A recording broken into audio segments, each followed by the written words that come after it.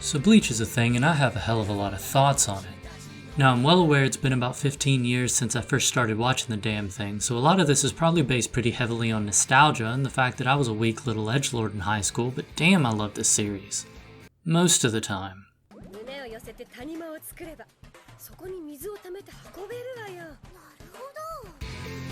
So what if we just pretended there was any chance in hell that I could have a single objective thought about the show and do something productive with all these feelings?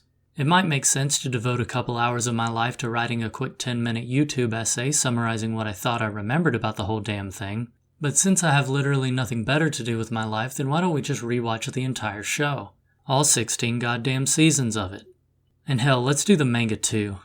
Let the YouTube algorithm parse that shit.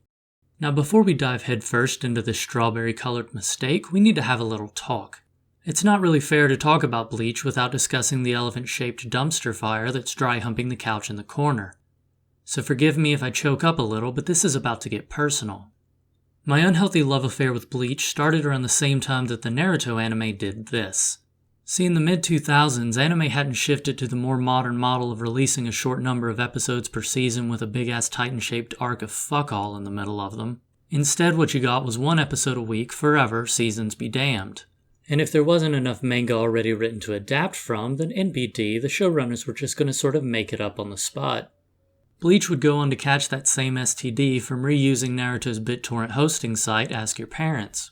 And in the end, Bleach fell into the same 40 to 45% filler percentage that Naruto's series fall into.